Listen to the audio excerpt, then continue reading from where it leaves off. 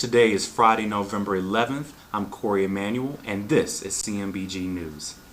In today's top stories, can cutting back on salt raise your cholesterol? According to a new study published Wednesday in the American Journal of Hypertension, cutting back on salt consumption can lead to a drop in blood pressure. But that health benefit could be offset in some people by a small increase in cholesterol levels. This latest review of the current research points once again to the paucity of knowledge when it comes to predicting the benefits we'll reap from putting down the salt shaker and buying low sodium products. The researchers concluded that switching from a high sodium to a low sodium diet in those who are white and don't have hypertension decreases blood pressure by less than 1%. For those who have hypertension, as well as all blacks and Asians, reducing sodium intake led to greater drops in blood pressure, perhaps enough to outweigh the cholesterol-raising effects. The researchers, though, pointed out that there weren't enough data from the studies to determine this for certain. For now, the federal government has chosen to rely on firm evidence that reducing sodium reduces blood pressure, and last year recommended that people limit their daily sodium intake. In other words, if you're in the government's higher risk category, you should certainly make efforts to lower your salt intake, and you can do so by not shaking the salt to your heart's content. More controversy surrounds Michael Jackson's estate this week.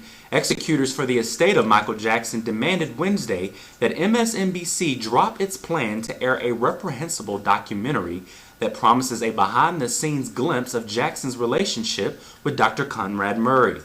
In a letter to MSNBC President Phil Griffin and the cable channel's corporate overseers, the Jackson representatives argued that Murray, convicted Monday of involuntary manslaughter in Jackson's death, uses the documentary to shift the blame post-conviction to Michael Jackson, even though a jury considered this evidence and rejected this very argument. MSNBC purchased Michael Jackson and the Doctor, A Fatal Friendship from British company Zodiac Rights, and plans to air it Friday and Monday night, along with an exclusive interview with Murray by NBC News correspondent Savannah Guthrie. Are the 2012 Academy Awards getting a makeover? Hollywood star and comedian Eddie Murphy quit as host of the upcoming Oscars on Wednesday, one day after the show's producer resigned for making an anti-gay comment, organizers said. Within hours of Murray's departure, the Academy of Motion Picture Arts and Sciences announced a replacement for Brett Ratner, who stepped down Tuesday as producer of Hollywood's annual awards. I appreciate how Eddie feels about losing his creative partner, Brett Ratner, and we all wish him well, said Academy President Tom Sherrick.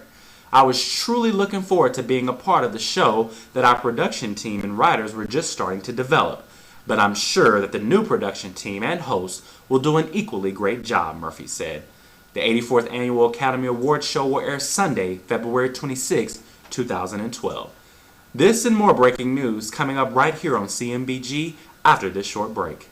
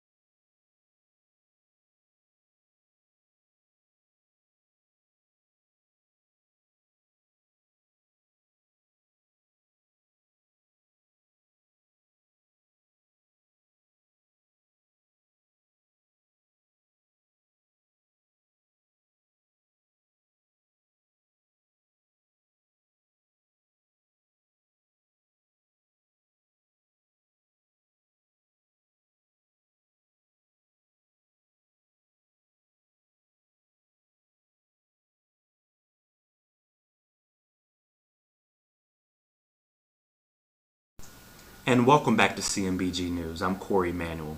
In today's sports news, Penn State's head football coach Joe Paterno has been fired. Paterno was ousted Wednesday night by Penn State's Board of Trustees, even though he'd said earlier in the day he would retire at the end of his 46th season. Fired because he didn't do enough to stop a child sex abuse scandal centered around former defensive coordinator Jerry Sandusky. Paterno was not accused of any legal wrongdoing, but he has been criticized for not doing more to stop Sandusky, with the state police commissioner calling it a lapse in moral responsibility. And Paterno himself said Wednesday he wished he'd done more, calling it one of the great sorrows of my life. Penn State trustees have chosen defensive coordinator Tom Bradley to serve as interim coach. A poll released Tuesday painted a picture of a religious electorate that has a strong preference towards religious candidates. According to the Public Religion Research Institute survey, 2/3 of voters said it is either very important or somewhat important for a presidential candidate to have strong religious beliefs. At the same time, the electorate is split over their comfort level with a specific religion, Mormonism, and the prospect of a Mormon serving as president. A majority of voters said they were somewhat or very comfortable with a Mormon president, while 42% said a Mormon president would make them somewhat or very uncomfortable. The level of comfort with a Mormon president has risen to importance in the 2012 nomination battle because there are two Mormon candidates in the race. Former Massachusetts Governor Mitt Romney and former Utah Governor Jon Huston. In the most recent USA Today Gallup poll, Romney is tied with businessman Herman Cain at the top of the field, a position Romney has maintained throughout the race. Mississippi voters Tuesday rejected a controversial amendment that would have defined life as beginning at conception. The Mississippi amendment would have made it impossible to get an abortion in the state and hampered the ability to get the morning after pill or birth control pills that destroy fertilized eggs. Disposing of unused fertilized eggs could also have become illegal, making in vitro fertilization treatments more difficult. Pro-life groups around the nation opposed the measure, and the Catholic Church of Mississippi called it extreme. Should we be calling this year's Black Friday Black Thursday? Joining a slew of other national retailers, Walmart has said it will open its doors nationwide on Thanksgiving night, starting at 10 p.m. Walmart is offering doorbuster deals on toys, clothes, and home accessories like $5 Barbies, marked down from $19, jeans for less than $10, children's pajama sets for $4.47, and a Black & Decker coffee maker for $9.44. Then at midnight, the retailer said it will begin discounting electronics as well as on plasma TVs, cameras, and GPS systems. Our customers told us they would rather stay up late to shop than get up early. So we're going to host special events on Thanksgiving and Black Friday, said Walmart's chief merchandising officer. For hardcore deal hunters, the retailer is offering a downloadable map for all of its stores on its Facebook page so they can map out their route before they start shopping. This and more news coming up right after this short break on CMBG.